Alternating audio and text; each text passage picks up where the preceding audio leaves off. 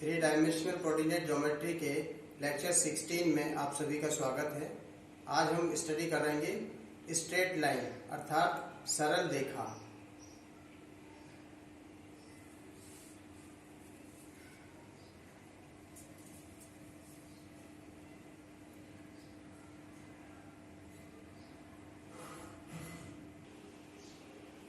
सबसे पहले हम सरल रेखा के विषय में विचार करते हैं। Straight line, as we know that in two-dimensional coordinate geometry, a straight line always lie in a surface.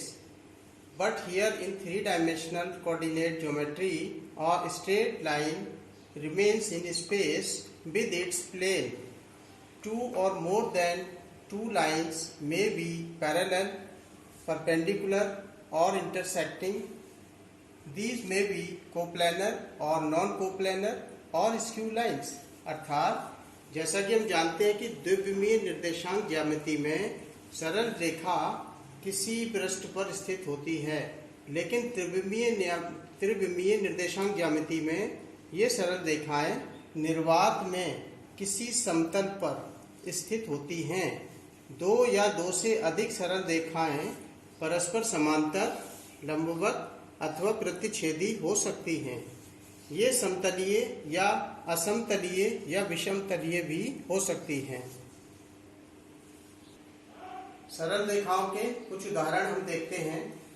जैसे कि ये मेरे पास दो पेंसिल हैं, ये आपको दो पेंसिल दिख रही हैं, ये दो सरल रेखाओं के उदाहरण हैं। ये हम देख सकते हैं कि ये समांतर हैं, ये लंबवत हो गई और ये प्रतिच्छेदी हो गई, और विषमतलीय भी इस प्रकार से होती है। इसके बारे में हम आगे चर्चा करेंगे। और आइए अब इसके टाइप्स के बारे में जानते हैं कि किस प्रकार से सरल रेखाएं और इनका समीकरण कैसे ज्ञात किया जाता है। इस विषय में हम चर्चा करेंगे। थ्री डायमेंशनल कोऑर्डिनेट ज्योमेट्री में सरल रेखाओं को हम दो प्रकार से समझ सकते हैं। स्ट्रेट लाइन मीन्स एक होता है असममित सरल रेखा, it means unsymmetrical straight line, और दूसरा होता है सममित सरल रेखा, this is called symmetrical straight line.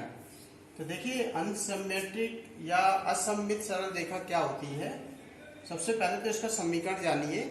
इसका समीकरण होता है a1x plus b1y plus c1z plus d1 equal to 0 and equal to a2x plus b2y plus c2z plus d2 equal to 0। It means जैसा कि हम जानते हैं कि कोई भी सरल रेखा सदैव एक समतल पर स्थित होती है।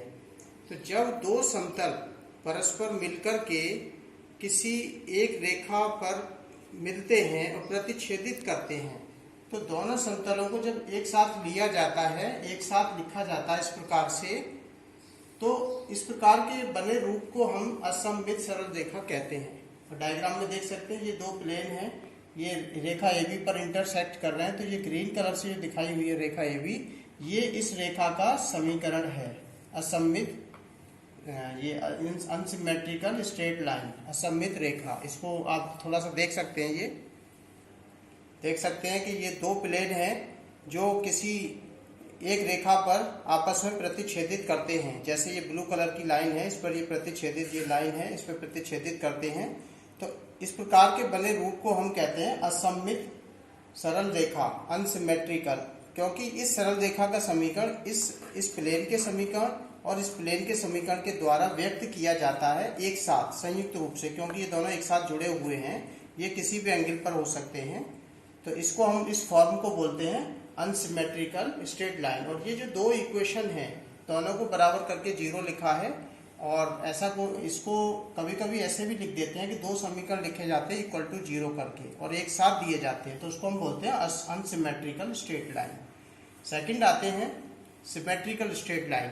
इसका इक्वेशन होता है x minus x1 upon l equal to y minus y1 upon m equal to z minus z1 upon n equal to r, where x1 y1 z1 is any point on this line and l m n these are direction cosines of the line OP। ये diagram में देख सकते हैं XYZ coordinate system में ये green colour से जो मैंने कोई एक रेखा OP बनाई हुई है, ये एक्स अक्ष की पॉजिटिव डायरेक्शन से अल्फा कोण बनाती है, वाई अक्ष के साथ बीटा कोण बनाती है और जेड अक्ष के साथ गामा कोण बनाती है। तो आइए इसको भी डेमोन्स्ट्रेशन के माध्यम से जरा एक बार समझ लेते हैं। देख सकते हैं ये डेमोन्स्ट्रेशन में ये जो सिमेट्रिकल फॉर्म की ये कोई लाइन है, देखिए ये मूल बिंदु है, ये एक्स एक्सिस है, ये जेड एक्सिस और ये वाई एक्सिस। तो इसमें ये ओपी एक रेखा है, सरल रेखा है, आप देख सकते हैं डायग्राम में। ये रेड कलर से जो एक लाइन जा रही है मूल बिंदु से होते हुए, ये इसका कोई बिंदु पी है जिसके निर्देशांक एक्स वाई जेड हैं। और ये देखिए एक्स अक्ष के पॉजिटिव डायरेक्शन से ये अल्फा कोण बना रही है यहाँ पर, और इधर वाई अक्ष पर देखिए ये बीटा कोण बना रही है। ये जो मैं दिखा रहा हूँ आपको, ये बीटा कोण है वाई अक्ष की पॉजिटिव डायरेक्शन से। इसी प्रकार ये जेड अक्ष की पॉजिटिव डायरेक्शन से जब गामा कोण बनाती है तो इस प्रकार से जो निर्वात में रेखा स्थित होती है जिसकी direction cosine L M N से दी जाती है, इस रेखा के इस रूप को हम सममित रेखा कहते हैं, सिमेट्रिकल फॉर्म कहते हैं। तो देखा आपने किस तरीके से हमने आपको ये असममित सरल रेखा और सममित सरल रेखा के विषय में बताया।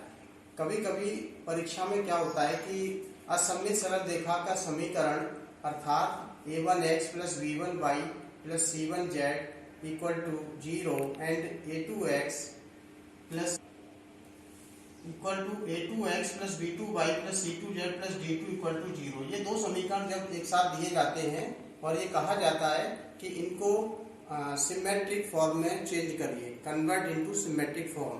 तो उसको किस प्रकार चेंज करते हैं वो हम आगे चल के आपको बताएंगे। अभी सबसे पहले हमारा ये इसमें सिमेट्रिक फॉर्म को इक्वेशन कैसे बनाया जाता है, कैसे लिखा जाता है, इसके बारे में हम इसकी चर्चा करने जा रहे हैं। सिमेट्रिक फॉर्म, आइए सरल रेखा का समीकरण ज्ञात करते हैं।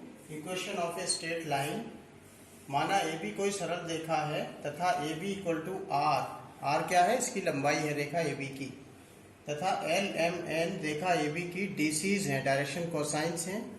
ए बी के समांतर पैरेलल एक स्ट्रेट लाइन ओपी, ये हमने एक ओपी रेखा मानी है ए बी के समांतर, क्योंकि ये स्पेस में है, ए बी स्पेस में है और इसकी डीसीज एल एम एन है। एल एम एन का अर्थ ये हुआ कि ए बी रेखा एक्स अक्ष की पॉजिटिव डायरेक्शन से अल्फा कोण बनाती है, वाई अक्ष की पॉजिटिव डायरेक्शन से बीटा कोण बनाती है और जेड अक्ष की पॉजिटिव डायरेक्शन से गामा कोण बनाती है।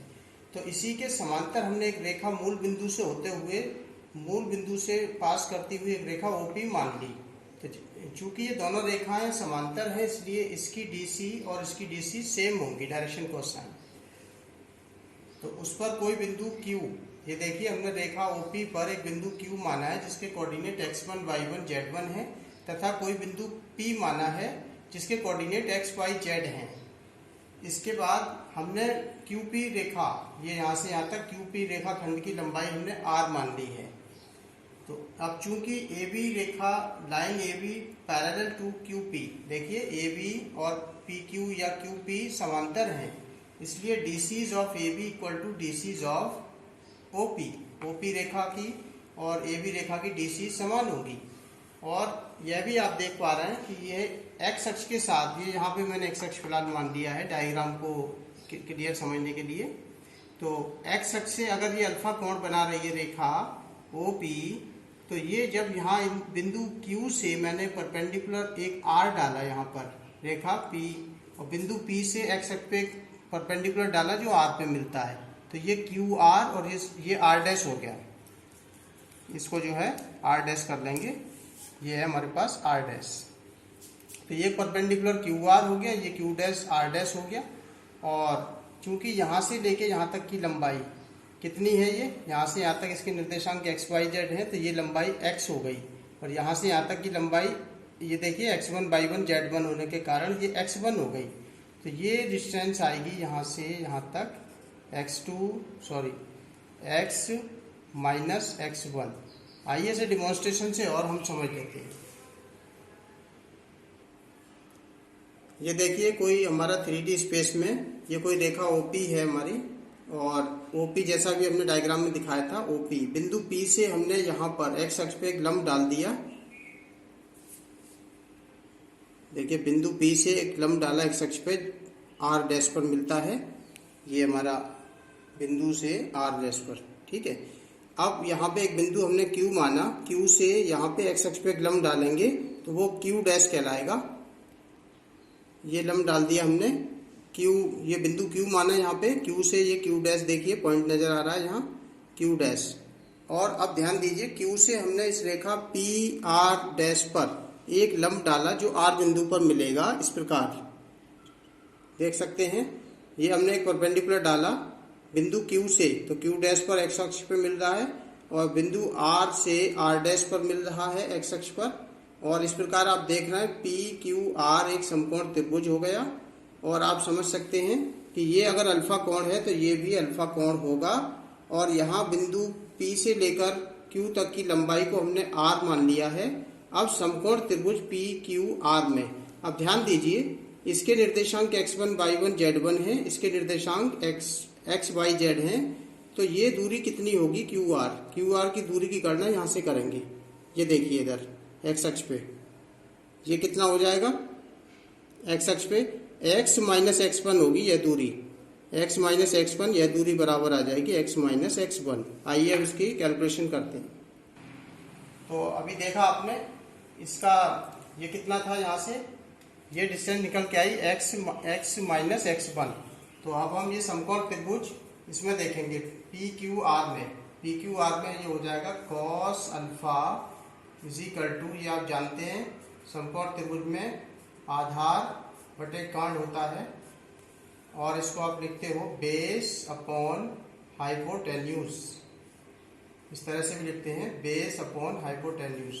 तो दैट मीन्स आप देख सकते हैं इसमें, तो ये बेस इतना x माइनस x1 हो गया, this is equal to x minus x1 upon, और ये इसका हाइपोटेन्यूज इट मीन्स QP, तो ये हो जाएगा QP और this is equal to nothing but x minus x1 upon QP की ये लंबाई कितनी है, ये R मानी है हमने, QP की लंबाई R मानी है।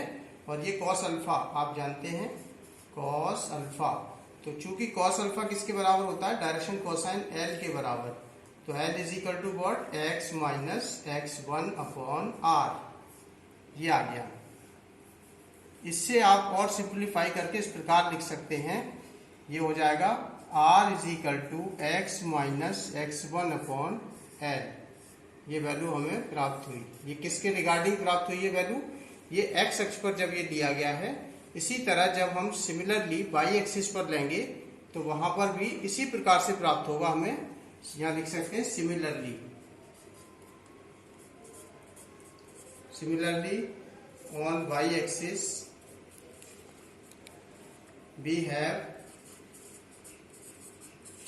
तो y एक्सिस पे क्या होगा, वहां भी डिस्टेंस r होगी और उसमें ये आएगा r is equal to y minus y1 upon m। ध्यान दीजिए cos अल्फा L होता है, cos बीटा m होगा, cos गामा n होगा, तो उससे ये आपका ये आ जाएगा। इसी प्रकार similarly from z axis we can get r is equal to z minus z1 upon n, so I can write here r equal to z minus z1 upon n। ये तीनों वैल्यू आप देख सकते हैं, तीनों वैल्यू कैसी आ रही है, समान आ रही है, r equal to this, r equal to this one and r equal to this one. So all these three values are same, so इनको इक्वेट कर देंगे, इनको इक्वल कर देंगे तो हमें ये प्राप्त हो जाएगा। देख सकते हैं ये r is equal to y minus y1 upon n और इसी तरह r equal to x minus x1 upon n, r equal to z minus z1 upon n। So इन तीनों की वैल्यू समान आ गई r के कारण, इसलिए इनको बराबर लिख दिया हमने, इक्वल करके r लिखा। और this is called equation of the straight line in symmetric form. This is what, this is equation of the straight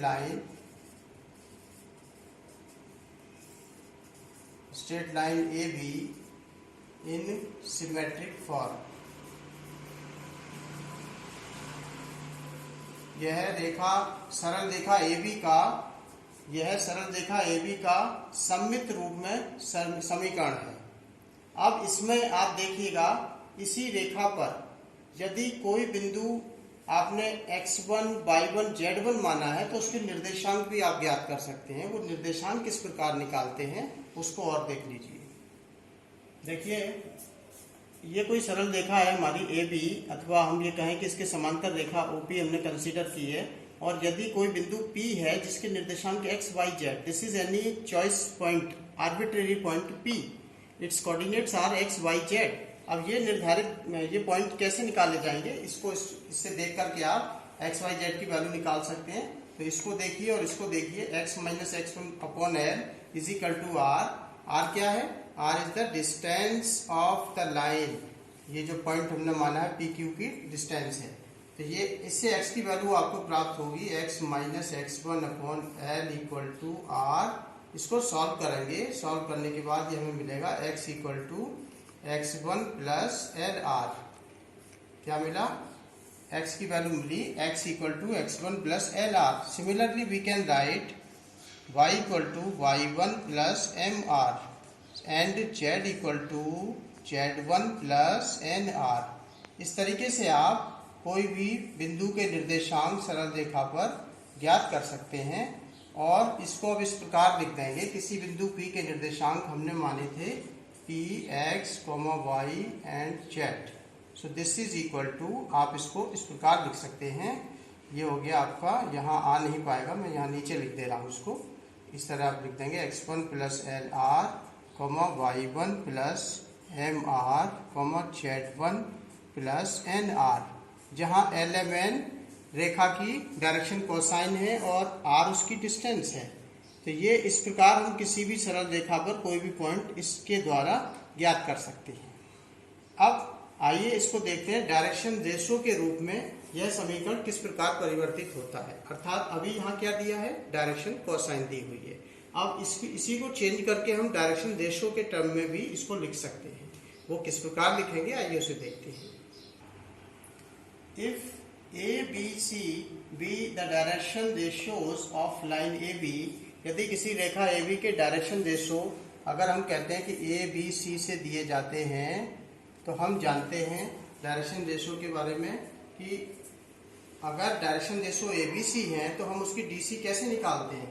हम ये फॉर्मूला पढ़ चुके हैं, L is equal to plus minus A upon square root A square plus B square plus C square. Similarly m equal to plus minus b upon square root A square plus B square plus C square and n equal to plus minus c upon square root A square plus B square plus C square. इन element के तीनों मानों को यहाँ रख देंगे और सरल कर लेंगे। सरल करने पे आप देखेंगे कि 1 upon square root A square plus B square plus C square cancel out हो जाएगा। तो ये इस प्रकार से चेंज होके आएगा, जो ये हो जाएगा x minus x1 upon A equal to y minus y1 upon B equal to z minus z1 upon C equal to R। ये क्या आ गया?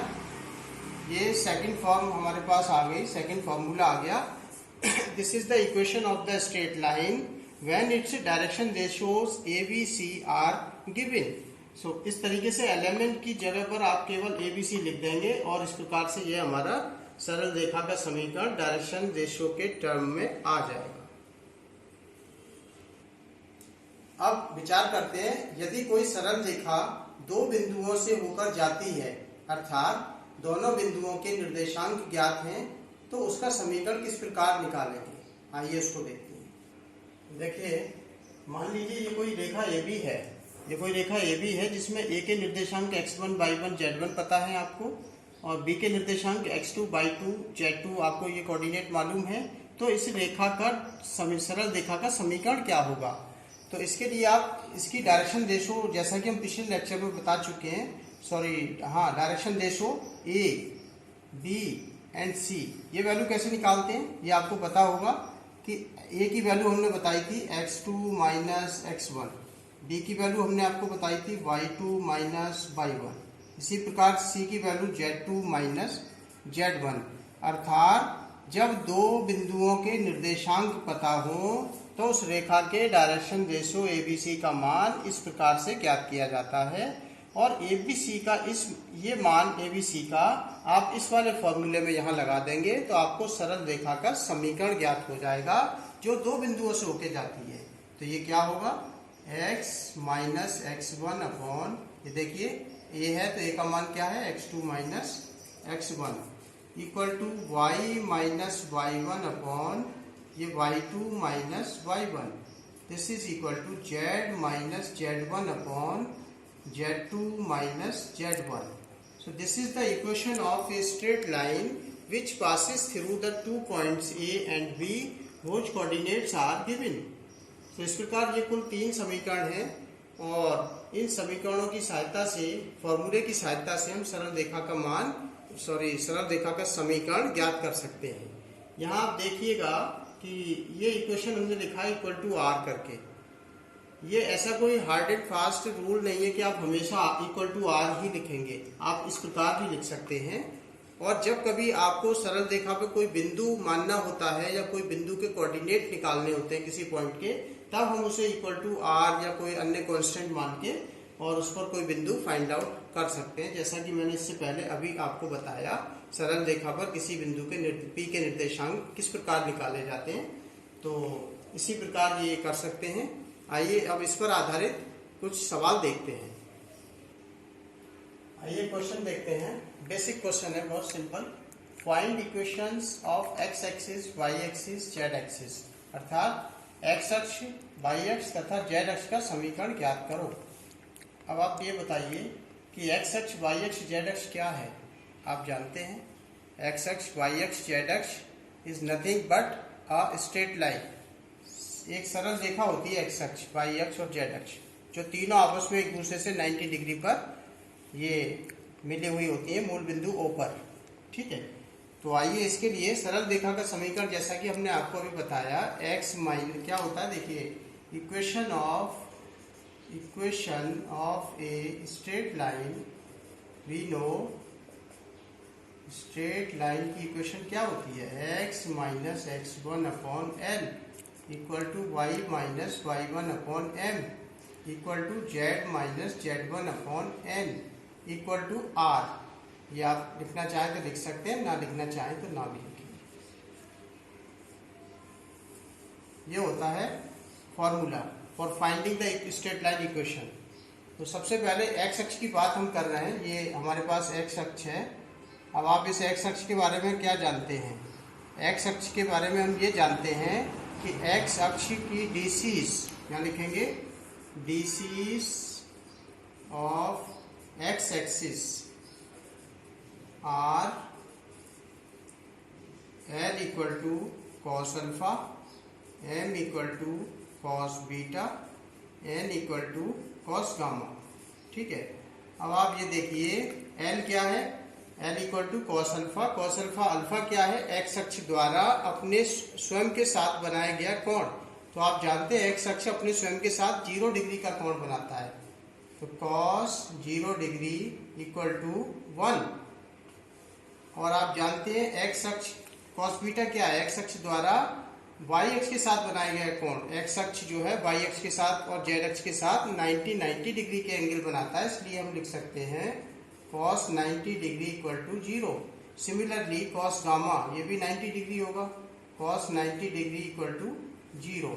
सो आपके पास दिस इम्प्लाइज L की वैल्यू कितनी आ गई, 1, M की वैल्यू कितनी आ गई आपके पास, 0, N की वैल्यू 0। ये हमारे पास आ गई डीसीज, ये डीसीज आ गई एक्स एक्सिस की। अब क्या चाहिए, यहाँ पर डीसीज तो मिल चुकी है, अब x1, y1, z1 यानी कोई एक बिंदु चाहिए। आप एक्स अक्ष पे ध्यान से देखिए, आपको कोई बिंदु नजर आता है एक्स अक्ष पे, तो अगर आप ध्यान से देखेंगे तो एक्स अक्ष पे एक बिंदु ऐसा है जो सभी के लिए कॉमन होता है, वो है ओरिजिन। इन 3 अक्षों के लिए कॉमन है, ठीक है। तो ओरिजिन पॉइंट रखकर भी आप एक्स अक्ष का, यहाँ पे x1, y1, z1 की जगह पर ओरिजिन के कोऑर्डिनेट रख के भी आप समीकरण निकाल सकते हैं। और यदि आप इसको नहीं रखना चाहते हैं तो आपको फिर अपनी मर्जी से, स्वेच्छा से कोई पॉइंट यहाँ मानना पड़ेगा। कोई भी पॉइंट आप मान सकते हैं। सपोज आपने कहा ए पॉइंट, तो इसके कोऑर्डिनेट एक्स अक्ष पे क्या होंगे, एक्स अक्ष पे चली गई दूरी लिखनी पड़ेगी आपको, अब वो भी आपको नहीं पता है। तो एक्स अक्ष पे चली गई दूरी को हमने x1 मान लिया, ठीक है। और आप जानते हैं कि एक्स अक्ष पे y कोऑर्डिनेट की वैल्यू और z कोऑर्डिनेट की वैल्यू 0 होती है, तो हम लिख सकते हैं y0 एंड z0। तो ये लीजिए, अगर आप ये ओरिजिन नहीं लेना चाहते तो आप ये भी ले सकते हैं, इसको भी रख देंगे तो भी सेम इक्वेशन आएगा। तो चलिए मैं इसी को रख देता हूँ। तो इसके लिए फिर आगे हम इसे सॉल्व करते हैं। तो देखा आपने x अक्ष की DC आपने यहाँ रखी, तो x minus x1 upon l की वैल्यू कितनी है 1 equal to y minus y minus y1। ये कोऑर्डिनेट कितना y1 0 z1 0, तो ये 0 हो गया अपॉन ये देखिए m की वैल्यू 0 है equal to z minus 0 upon n की वैल्यू भी 0 है। This is equal to what r माना था आपने। तो एक बात मैं आपको बताना चाहूंगा कि अगर आप इसको ऐसे ही लिख देंगे, केवल इतना लिख के छोड़ देते हैं, तो ये आपका कहलाएगा सरल रेखा अर्थात x अक्ष का समीकरण। ये होगा सिमेट्रिक फॉर्म में, चाहे तो आप लिख सकते हैं ये किस रूप में है, ये symmetric form, this is called in symmetric form. अगर आप इसको भी हल कर देते हैं तो आप पहुंच जाएंगे अनसिमेट्रिक फॉर्म में। किस प्रकार से, देखिए इसको फिर आपको r मानना पड़ेगा। आपने r मान लिया, तो अब देखिए इसको आप सॉल्व करेंगे तो ये आपको वैल्यू देगा x इक्वल टू x1, क्योंकि ये r हो गया और ये x1 प्लस r ये हो जाएगा, ठीक है। यहाँ से आप इसे सॉल्व करेंगे तो r प्लस x1 और y की वैल्यू कितनी हो जाएगी, y की वैल्यू हो जाएगी, यहाँ से आप देख सकते हैं 0, z की वैल्यू कितनी हो जाएगी 0। लेकिन अभी ये आंसर नहीं आया आपका, आंसर क्या होगा, अनसिमेट्रिक फॉर्म की बात हो रही है, तो हमारा आंसर ये होगा। क्यों होगा ये आंसर, क्योंकि मैंने आपको बताया था कि अनसिमेट्रिक फॉर्म में जब दो समतल के समीकरण इक्वल करके लिखे जाते हैं तो वो अनसिमेट्रिक फॉर्म होती है। अर्थात हमने बताया था आपको a1x plus b1y plus c1z plus d1 equal to 0 और इक्वल टू, इसे आगे बढ़ा देंगे तो ये आएगा a2x plus b2y plus c2z, यानी दोनों इक्वेशन की वैल्यू सेम है, 0 है। तो यहाँ देखिए, यहाँ दोनों की वैल्यू सेम किसकी है, इनकी है। तो हम इसको सॉल्व करके फाइनली लिख लेते हैं y equal to 0 equal to z। या तो आप इसको ऐसे लिख सकते हैं आंसर को, या आप इस आंसर को ऐसे भी लिख सकते हैं y equal to 0 z equal to 0। So this is the unsymmetric form. ये क्या है, अनसिमेट्रिक फॉर्म है। आप इसको लिख सकते हैं equation of x axis in unsymmetric form, और इसको हम इग्नोर कर देते हैं क्योंकि तीनों को एक साथ नहीं लिख सकते, केवल दो ही लिखे जाते हैं। अभी मैंने लिख के बताया था, दो समतल एक सरल रेखा को प्रकट करते हैं। तो ये हो गया अनसिमेट्रिक फॉर्म। अब आप ध्यान दीजिए, मैंने क्या निकाला, ये x अक्ष का समीकरण, जो रिजल्ट दिया मुझे y is equal to 0 z is equal to 0। इसी प्रकार सिमिलरली मैं बाकी दो डायरेक्ट लिख सकता हूं इस प्रकार से। इसी प्रकार secondly equation of y axis, we know DCs of y axis are L0 M1 N0, ठीक है।